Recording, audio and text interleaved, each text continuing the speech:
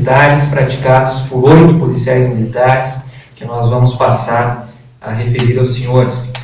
Embora esses crimes militares pelos quais essas pessoas estão sendo denunciadas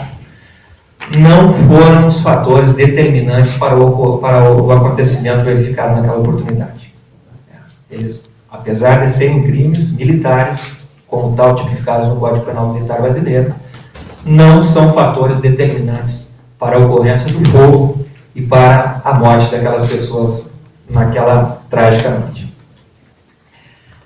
Por ocasião, senhores, da apresentação da ação civil pública, os senhores já tiveram a oportunidade de observar a explicação fornecida pelos promotores de justiça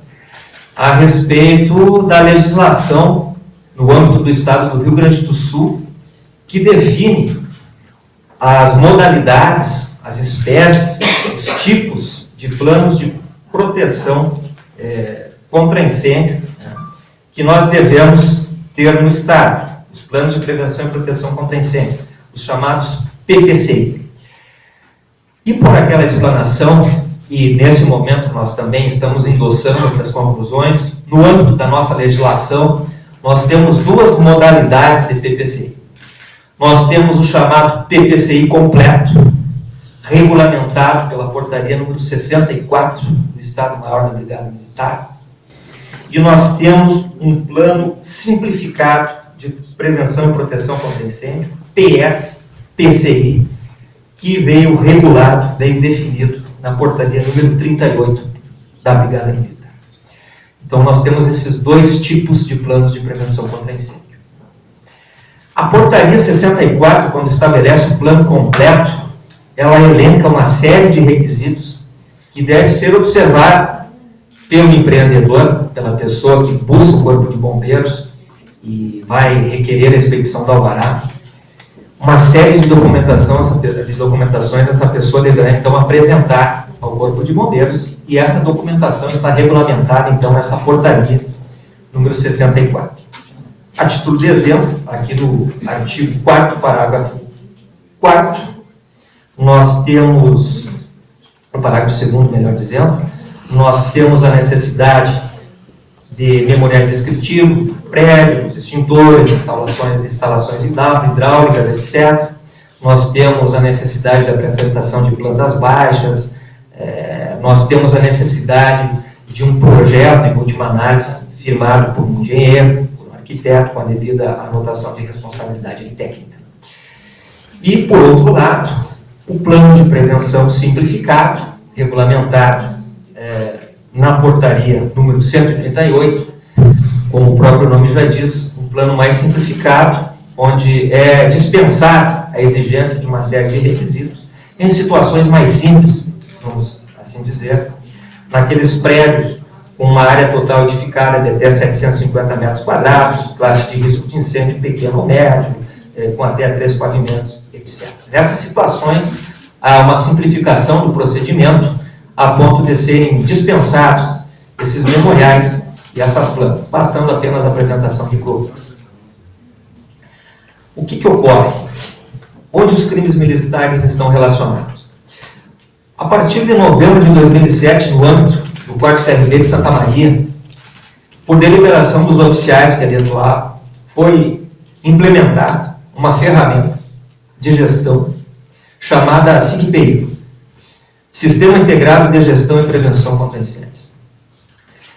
E esta ferramenta, que era para ser um auxiliar na análise e aprovação dos alvarás de prevenção contra incêndio, sofreu, no 4º CRB, um uso desvirtuado a ponto de os oficiais passarem a adotar indiscriminadamente aquele software, que é um programa de computador, onde pretensamente existe toda a legislação que regulamenta a matéria que diz respeito à prevenção e combate contra incêndio. E esses oficiais passaram a utilizar aquele software como uma medida, uma ferramenta única no que diz respeito à emissão dos alvarás de proteção contra incêndio, dispensando deliberadamente toda a observância da legislação já referida aos senhores, inclusive a legislação municipal de Santa Maria, a lei número 3.301, de 1991, que também estabelece uma série de requisitos e exigências e que não foi observado por esses oficiais por ocasião da expedição dos 2 alvarás de proteção contra incêndio expedidos em favor da Boate Kiss. O primeiro no ano de 2009 e o segundo no ano de 2011. Os 2 únicos alvarás expedidos em prol, então, da empresa Santo Entretenimento Limitada, nome fantasia Boate Kiss. No primeiro momento, quem firmou o primeiro alvará com essa inobservância da legislação, e não se trata aqui de um mero descuido no trato com a legislação, nós tivemos, isso ficou bem claro na investigação conduzida pelo Ministério Público no inquérito civil, nós tivemos um descumprimento deliberado da legislação em prol de uma suposta, senhores, celeridade na apreciação dos planos de proteção contra incêndio e também uma conduta que privilegiou muito a arrecadação das taxas de inspeção em prol do Corpo de Bombeiros. O que ocorre? Na medida que o uso exclusivo desta ferramenta do SIGPI como a única medida necessária à expedição de um plano de prevenção, de um alvará, ela simplifica no sentido de dispensar a análise de toda aquela documentação necessária e prevista na legislação. Então, os oficiais buscaram priorizar uma suposta celeridade na análise dessa documentação. E por buscarem essa celeridade, por poderem supostamente analisar esses procedimentos mais rápidos, de imediato se passava a uma fase da inspeção. Por quê? O particular chegava no Comando Regional de Bombeiros, apresentava alguns dados, como as finalidades para as quais se destinava o estabelecimento, a metragem da área, e automaticamente o sistema sempre iria gerar um certificado de conformidade. E esse certificado de conformidade nada mais é do que um item de itens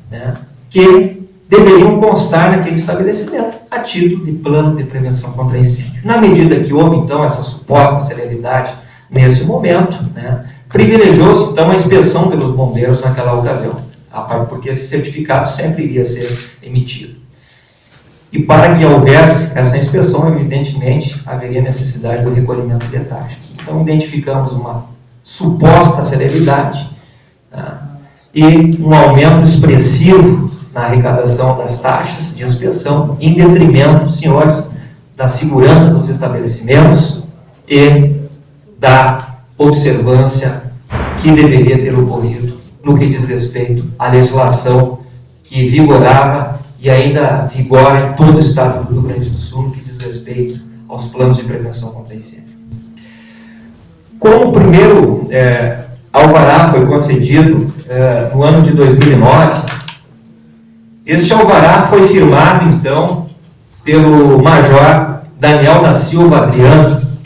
que era o chefe da seção de prevenção contra incêndios do 4º CRG, e esse primeiro alvará foi assinado, foi firmado pelo Daniel Adriano. O segundo alvará, em 2011, foi firmado pelo capitão Alex da Rocha Camilo, que, além do descumprimento dessa legislação já mencionada, também deliberadamente ignorou as normas internas da própria Brigada Militar, que determinava que para a concessão dos alvarás deveria ser observado o TPCI, que é um treinamento de prevenção contra incêndio, a ser ministrado em favor dos proprietários que deveriam frequentar este curso, enfim, e obter um certificado. Qual é o crime militar que esses dois servidores, que esses dois oficiais praticaram na nossa avaliação? Ora, senhores, na medida que há o deliberado descumprimento de uma legislação vigente no que diz respeito à matéria, na medida em que se emitem alvarás de prevenção contra incêndio, dizendo que a legislação vigente foi observada, nós temos na realidade, no documento público emitido pelos oficiais do 4º CRB, informações falsas que se destinavam à alteração de verdade juridicamente relevante. E no nosso entendimento, estão tipificados, estão caracterizados crimes de falsidade ideológica previstos no Código Penal Militar, no seu artigo 302. Essa imputação também, senhores, na avaliação do Ministério Público, ela se estende ao comandante do 4º CRB, Tenente-Coronel Moisés da Silva Fux, que, além de ser comandante do 4º CRB local, possuía o conhecimento de que esta prática, esse uso desvirtuado desse software, estava sendo utilizado. E não apenas anuiu a conduta dos chefes de prevenção contra incêndio, como estimulava e nada fez para que fosse observada a legalidade nos atos praticados pelos oficiais do 4º CRB. Na nossa avaliação, o Tenente-Coronel Moisés da Silva Fux também incorreu no artigo 312 do Código Penal Militar Brasileiro em 2 oportunidades, em coautoria, num primeiro momento, com o oficial Daniel da Silva Adriano e, num segundo momento, com o oficial capitão Alex da Rocha Camilo. Portanto, no que diz respeito à falsidade ideológica, nós temos, para Daniel da Silva Adriano, uma imputação do delito de falsidade ideológica pela informação falsa inserida no alvará de 2009. Para o capitão Alex da Rocha Camilo, nós temos a imputação do crime de falsidade ideológica pela inserção de informações falsas, uma suposta observância da legislação vigente, no segundo alvará expedido em favor da Boate Kiss em agosto de 2011. E para o Tenente-Coronel Moisés da Silva Fux, nós temos tipificados, no nosso entendimento, caracterizados o delito de falsidade ideológica em 2 oportunidades, no que diz respeito à coautoria nesses 2 atos praticados pelos oficiais. Um outro crime militar, senhores, que o Ministério Público identifica a partir da análise dos documentos que instruíram e que instruem o inquérito policial militar, o inquérito da Polícia Civil, o próprio inquérito civil formulado pelo Ministério Público, porque, como eu disse aos senhores, nós estamos fazendo uma análise criteriosa das 3 frentes de investigação, mas um outro delito que surge na nossa avaliação, muito claro nos autos, por parte do Tenente-Coronel Moisés da Silva Fux, é o crime de prevaricação, capitulado no artigo 319 do Código Penal Militar Brasileiro. Esse delito, senhores, está relacionado aos acontecimentos envolvendo a investigação de um sargento do 4º CRB de Santa Maria, sargento Flávio, no que diz respeito à sua participação na empresa Hidramix. Por ocasião do ocorrido na Boate Kiss, de alguma forma veio à tona e tornou-se do conhecimento de todos o fato de que este graduado, sargento Flávio, participava de uma empresa que prestava e presta ainda hoje serviços no ramo de assistência técnica, de instalações hidráulicas, instalações elétricas, instalações de alarmes, etc. E, naquela oportunidade, questionou-se fortemente a possibilidade de crimes relacionados a essa prática por parte deste graduado. Por ocasião das investigações, nós constatamos que, na verdade, esse episódio ele já havia sido objeto da investigação da Brigada Militar do Estado do Rio Grande do Sul, que apurou em um inquérito policial militar a participação deste graduado, desse sargento Flávio, na empresa Hidramix, onde ele figurava, senhores, pelo contrato social, na condição de administrador da empresa Hidramix, o que é vedado pelo regulamento disciplinar da Brigada Militar. Neste caso, nós teríamos e temos uma infração disciplinar praticada pelo sargento Flávio, que não poderia exercer a administração e a gerência dessa empresa. Isto é uma vedação que existe nos regulamentos internos e disciplinares da Brigada Militar. E nós tivemos, por ocasião das investigações, condições de verificar que esse sargento, após essa investigação, ele sofreu um processo disciplinar no âmbito da Brigada Militar, e este procedimento disciplinar, ele foi presidido pelo Tenente-Coronel Moisés da Silva Fux, superior hierárquico deste graduado, no 4º CRP. E nós verificamos, e isso restou muito claro no IPM, que o Tenente-Coronel da Silva Fux, ele, quando investiga e quando constata a comprovação, está comprovada a participação deste investigado na condição de administrador dessa empresa, o Tenente-Coronel Moisés da Silva Fux, em vez de punir o subordinado, ele simplesmente limita-se a acolher uma alteração contratual, então apresentada pelo investigado, que diz que estava se retirando da condição de administrador da empresa, e nesse local estaria colocando, então, a sua mulher, a sua esposa, na condição de administrador. Ele passaria, então, a figurar como uma mera cotista da empresa.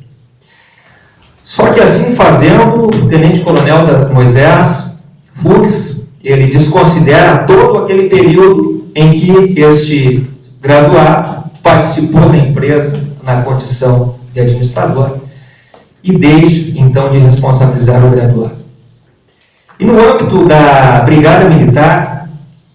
essa infração, ela apresenta bastante relevo,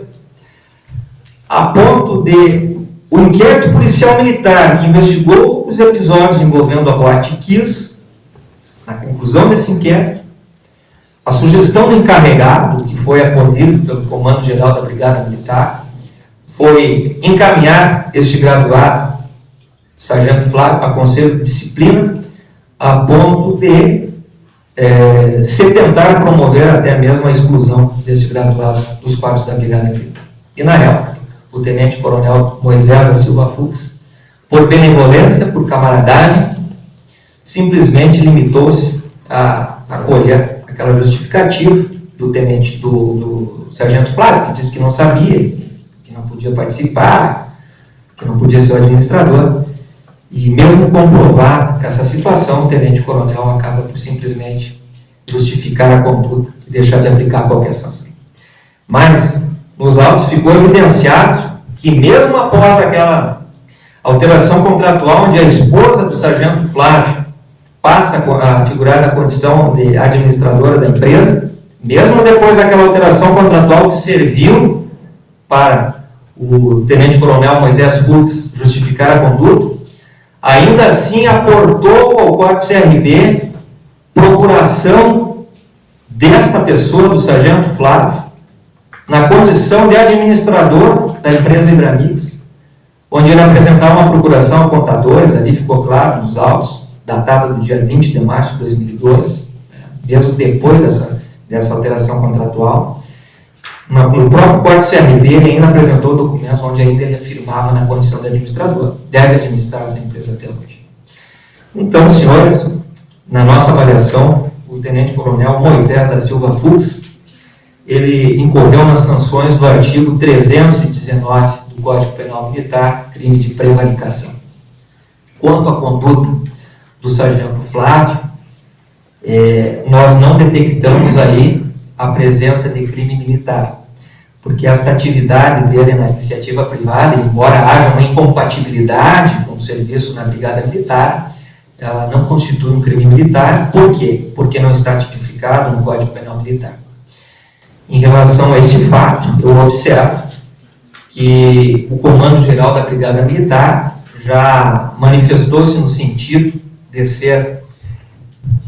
disponibilizada cópia para a Justiça Comum, cópia dos autos, para que seja apurado eventual delito de falsidade ideológica, mas essa falsidade ideológica prevista no Código Penal Comum, não no Código Penal Militar, na medida em que este graduado, Sargento Flávio, ele havia firmado documentos, contrato social, dizendo-se desimpedido de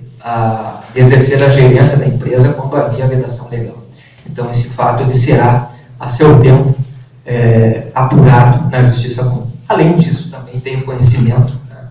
que existe no âmbito da Promotoria de Justiça Especializada de Santa Maria, um inquérito civil, onde também está sendo investigada eventual conduta de improbidade administrativa em relação a este militar estadual. Prosseguindo, senhores, nós temos ainda denúncia contra mais 5 policiais militares bombeiros, os seguintes militares estaduais, por infração ao artigo 324 do Código Penal Militar: Gilson Martins Dias, Wagner Guimarães Coelho, Renan Severo Bertez, Marcos Vinícius Lopes Basti e Sérgio Roberto Oliveira de Andrade. Esses 5 nominados militares estaduais foram bombeiros que praticaram atos de inspeção na Boate Kiss no ano de 2011, entre abril e agosto de 2011. A primeira inspeção em abril, uma segunda inspeção em julho de 2011 e a última inspeção em agosto de 2011, sendo que esta última inspeção em agosto de 2011 foi aquela inspeção que antecedeu a expedição deste segundo alvará em favor do Boate Kiss.